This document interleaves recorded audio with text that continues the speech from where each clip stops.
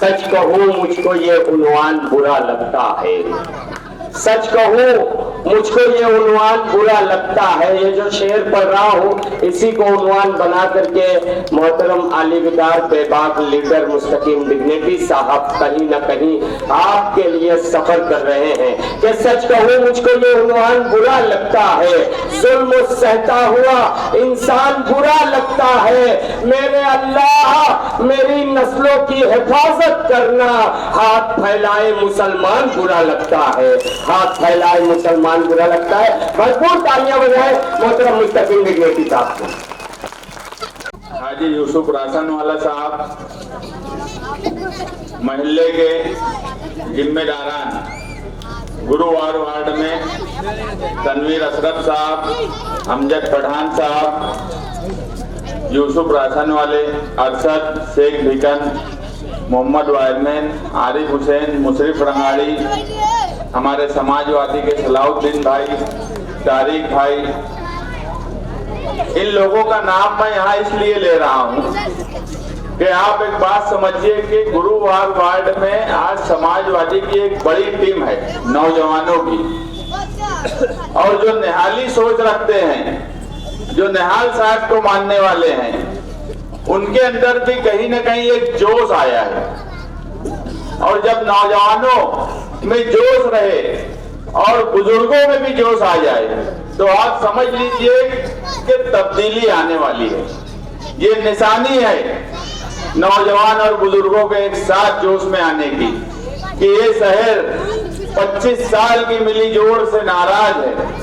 ये शहर 25 साल की मिली जोड़ को देख रहा है। 1999 से पहले गुरुवार वार्ड अपना एक दबदबा रखता था। निहाल साहब के मानने वाले, निहाल साहब के चाहने वाले गुरुवार वार्ड में बसते जरूर थे, मगर पूरे शहर की सियासी जो हवा चलती थी उस पर असरअंदाज होते थे। और 20 साल के बाद मुझे नजर आ रहा है कि गुरुवार वार्ड में वही तब्दीली और हवा चलने का मौका आ गया है। उसकी साफ वजह है कि जो दो लोग हैं गुरुवार वार्ड को जो अपना गढ़ बोलते हैं, एक हजार खोली वाले, दूसरे इस्लामाबाद वाले, इन्होंने गुरुवार वार्ड में क्या दिया? ये आपस में लड़ाई लड़ते हैं आपके लिए नहीं। ये खुद की जमीन जायदाद, गुंडागर्दी, मंशियात, इसका कारोबार कौन ज्यादा बड़े पैमाने पर करेगा, कौन इसका सरपरस्त रहेगा, इसकी लड़ाई है। आप पूरे शहर का इलेक्शन देख लो, पूरे शहर में जाकर इलेक्शन देख लो।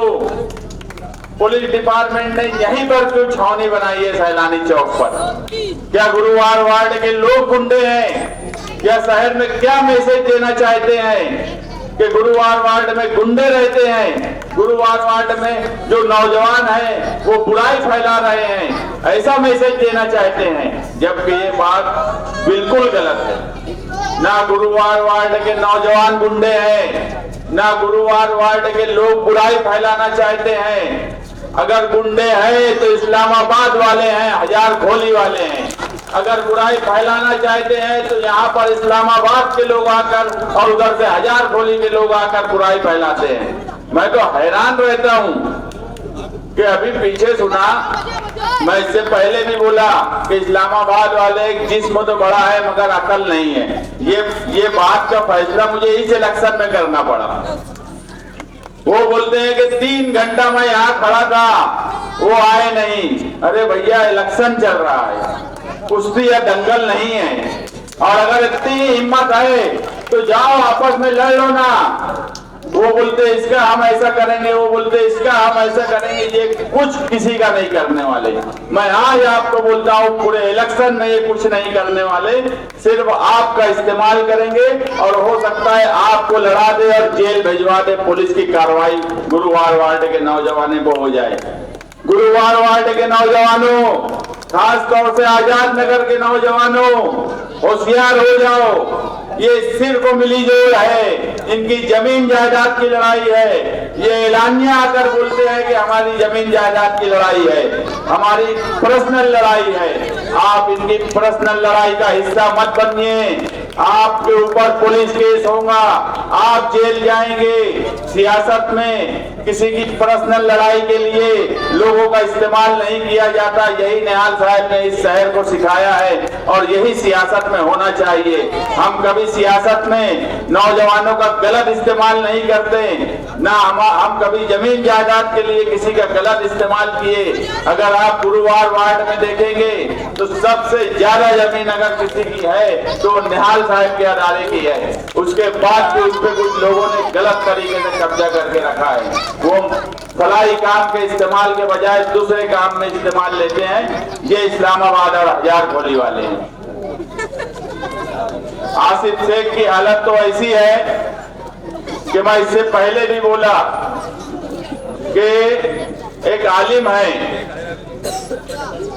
आलिम अगर सियासत में आए हैं तो कोई बुरी बात नहीं है। सियासत में हर आदमी को आने का हक है। हम कभी ये नहीं बोलेंगे कि कोई आलिम है तो वो सियासत में नहीं आना चाहिए, कोई चाय बेचने वाला है तो सियासत में नहीं आना चाहिए, कोई टपरी लगाने वाला है तो सियासत में नहीं आना चाहिए, कोई बुनकर है तो सियासत में ना आए, कोई मजदूर है तो सियासत में ना आए। सियासत प्लेटफॉर्म ही ऐसा है कि वहां कोई भी आ सकता है और अवामी खिदमत कर सकता है। मगर 17 सालों से मुफ्ती मोहम्मद इस्माइल साहब सियासत में हैं, वो सियासत में नाकाम हो चुके हैं। आप एक बात समझिए, अगर विराट कोहली को हम बोल दें कि भैया तू फुटबॉल खेल तो वो खेल सकता है क्या? क्योंकि वो चैंपियन जो है क्रिकेट का है। आप आलिम अच्छे हो सकते हो, उसमें राय उलमा दे, उसमें राय भी हम नहीं देने वाले। आलिम के बारे में अच्छी और बुरी बात की राय भी शहर के उलमा दे, हम नहीं बोलेंगे। अगर हमसे पूछा जाएगा तो हम यही बोलेंगे कि अच्छे हैं, वो उलमा फैसला करेंगे। मगर हम सियासत में हैं, 24 घंटा सियासत करते हैं, लोगों का काम करते हैं। तो सियासत में तो बहरहाल वो नाकाम है। इससे अगर यहाँ बैठा हुआ एक आदमी इनकार कर दे कि मुफ्ती मोहम्मद इस्माइल सियासत में नाकाम है कि नहीं है, सियासत में नाकाम है कि नहीं है, एक बार हाथ उठा के बोले सियासत में नाकाम है कि नहीं है। जो आदमी सियासत में नाकाम है तो हम उसे सियासत की क़यादत क्यों कर दें? मैं पहले ही बोला सियासत में आने की कोई पाबंदी नहीं है, मगर सियासत में आने के बाद अगर आप लाखों वोट लेने के बाद फिरका परस्तों को जवाब नहीं दे सकते, शहर की तामीर और तरक्की नहीं कर सकते। गुरुवार वार्ड के लोगों ने भी 2019 में एक अच्छी वोट दी थी। मुझे गुरुवार वार्ड और आजाद नगर के लोग बता दें कि 5 साल में मौजूदा एमएलए आजाद नगर में कब आए? यूसुफ भाई आप बताओ कब आए? आजाद नगर में आए कभी? जो आदमी लाखों की वोट ले ले और इतना बड़ा हिस्सा गुरुवार वार्ड 50,000 वोटों का हिस्सा वहां 5 साल झांकने नहीं आए, वो आदमी यहाँ वोट मांगने आएगा। और कुछ लोग इस्लामाबाद की सुपारी ले ले, 5 साल जो मौलाना को गाली देते रहे अपनी निजी महफिलों में स्टेज से, वो क्या वजह है कि इलेक्शन के वक्त अब उनकी हिमायत कर रहे हैं? वो आजाद नगर और गुरुवार वार्ड के लोगों को गिरवी रखना चाहते हैं। जब इनका मामला अच्छा होगा, इनको रुपया पैसा मिलेगा तो गुरुवार वार्ड वालों को बोलेंगे मुफ्ती साहब को वोट दे दो। जब इनके ताल्लुकात खराब होंगे तो मुफ्ती साहब को गाली देंगे। हमने सियासत में साथ में भी रहे, 19 में मुखालिफ भी रहे, ना कभी निजी महफिल में गाली दिए, ना ही कभी स्टेज से, ना ही कभी किसी चैनल में हमने बुरा भला बोला। हमने ये जरूर बोला कि ये आदमी सियासी तौर पे बिल्कुल नाकाम है। तारीख में मैं इससे कमजोर उम्मीदवार नहीं देखा हूँ एमएलए के तौर पर लड़ने वाला। इतना कमजोर उम्मीदवार जिसकी सियासी ताकत ही नहीं बची, ऐसे उम्मीदवार को आप वोट देंगे तो आपकी वोट जाय होने वाली है। आज शहर में एक तब्दीली की लहर है, यहाँ बुजुर्ग हजरात बैठे हैं, आप लोग समझाइए, पूरा शहर का दौरा कीजिए। आप रजापुरा जाइए, गोल्डन नगर जाइए, आयशा नगर जाइए, निहाल नगर जाइए, इस्लामपुरा जाइए, नयापुरा जाइए, इस्लामाबाद जाइए, रसूलपुरा जाइए, आप तमाम हिस्से में जाइए। सिर्फ 4 दिन इलेक्शन के बचे हैं। अगर आपको कहीं से लगता है कि मौजूदा एमएलए इलेक्शन लड़ भी पा रहे हैं, तो उसके बाद आप मेरे पास 2 लोग आकर बोलो कि हमको लग रहा है ये हिस्से में मौजूदा एमएलए इलेक्शन लड़ पा रहे हैं। बिल्कुल कमजोर क़यादत हो चुकी है, बिल्कुल कमजोर इलेक्शन हो चुका है उनका।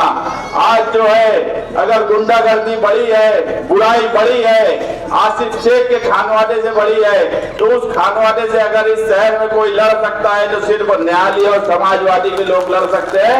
उसके अलावा किसी में दम नहीं है। जो अपने आप को बड़ा दबंग बोलते हैं, उनसे ज्यादा बुज़दिल नहीं है।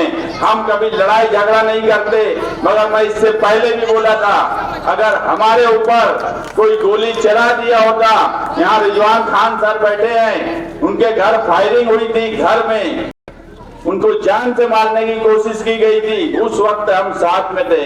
हमने वो तूफान मचाया था कि खलील दादा जैसे आदमी को जेल जाना पड़ा था।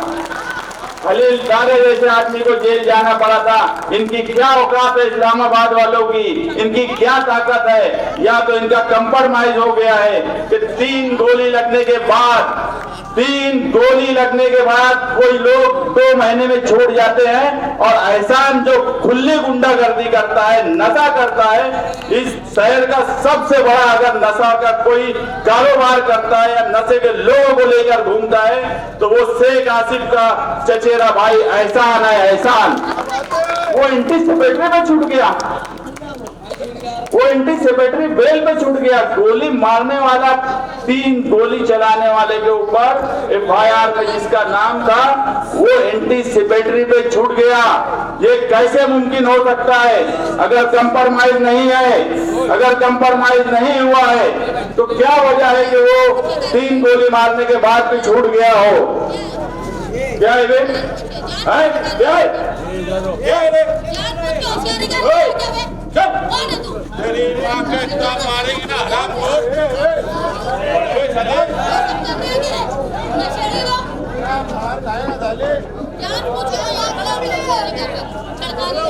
ये आसिफ शेख के गुंडे, ये आसिफ शेख के गुंडे, तो उनको जवाब देना भी आएगा।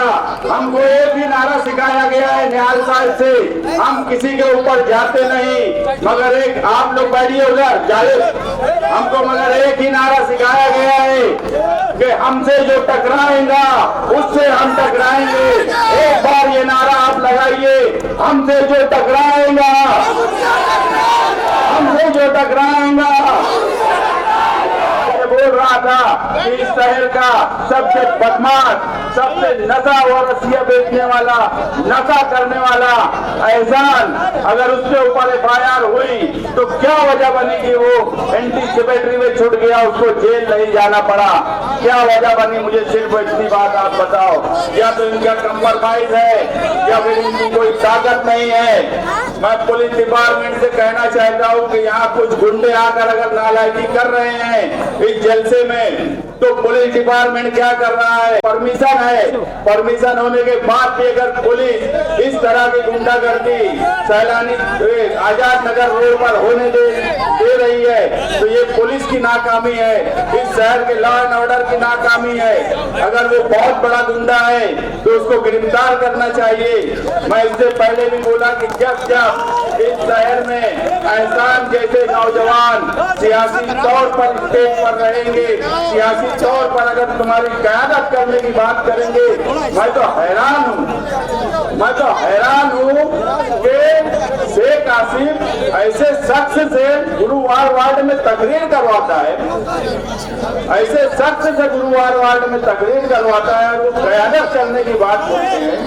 आप लोगों की क़यादत कोई एहसान नाम का गुंडा करेगा, कोई एहसान नाम का नशा करने वाला करेगा, ऐसे लोग आपकी क़यादत करेंगे आजाद नगर के लोगों की, तो फिर हो गई क़यादत, हो गई सियासत। आप एक बात समझिए, इस शहर में अगर शेख आसिफ के खानवादे का कोई मुकाबला कर सकता है तो वो सिर्फ और सिर्फ न्यायालय और समाजवादी के लोग हैं, उसके अलावा कोई नहीं कर सकता।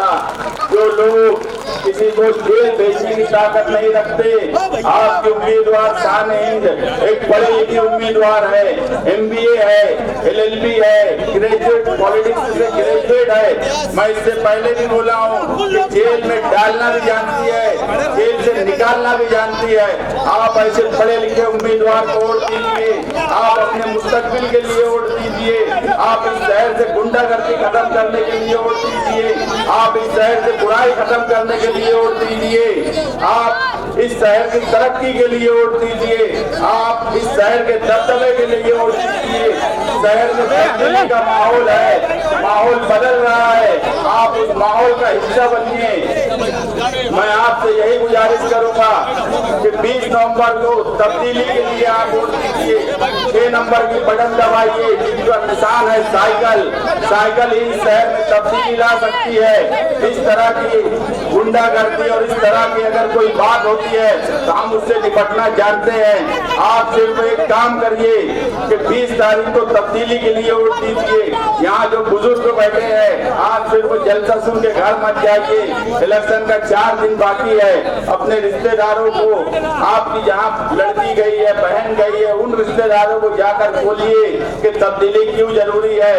माँ बहनों को बोलिए, जो माए बहनें सुन रही हैं, मैं उनसे भी कहूंगा कि आपको इस हिस्से के लोगों को, आजाद नगर के लोगों को जाकर नदी के उस पार अगर नंबर लगाना पड़ रहा है, रात भर वहाँ नंबर लगाना पड़ रहा है, तो इसकी इजाजत हमारा जमीर नहीं देता। यहाँ बैठा हुआ कोई भी आदमी ये नहीं बोल सकता कि इसकी इजाजत हम देंगे। आपको दूसरी बात बता दूं कि आपकी उम्मीदवार, मालेगांव सेंट्रल की उम्मीदवार, आज आउटर में अगर उद्धव ठाकरे ने इंडिया अलायंस का जलसा लिया दादा भूसे के खिलाफ, अगर 2 उम्मीदवार और हैं, आसिफ शेख और मुफ्ती इस्माइल, तो मुझे पता है आसिफ शेख और मुफ्ती इस्माइल आउटर में दादा जैसे फिरका परस्त के खिलाफ इलेक्शन लड़ने गए क्या? तुम्हारी उम्मीदवार आज उद्धव ठाकरे के स्टेज पर दादा भूसे के खिलाफ इलेक्शन लड़ने गई। ये तुम्हारी कामयाबी है, ये तुम्हारा दबदबा है। हम इलेक्शन सिर्फ सेंट्रल में उम्मीदवारी कर रहे हैं, मगर हम कोशिश कर रहे हैं कि दादा भूसे आउटर में हारे, क्योंकि इस शहर की बर्बादी के जिम्मेदार 3 लोग हैं। आप हमेशा ध्यान रखना, सबसे बड़ा जिम्मेदार अगर कोई है तो दादा भूसे है, उसके बाद मौजूदा MLA हैं, उसके बाद शेख आसिफ है। इन तीनों लोगों ने, इसमें से मौजूदा MLA और साबिक MLA ने हमेशा दादा भूसे को ताकत पहुंचाने का काम किया। हम भी वाहिद है जब कभी दादा भूसे के साथ नहीं गए, और आज खुल्लम खुल्ला आउटर में जाकर दादा भूसे के खिलाफ इलेक्शन लड़ रहे हैं। मैं आप लोगों से गुजारिश करूंगा कि पढ़ी लिखी उम्मीदवार को वोट दीजिए और इस शहर में तब्दीली लाइए। इतना ही बोलकर मैं अपनी बात खत्म करता हूँ। शुक्रिया, शुक्रिया, शुक्रिया।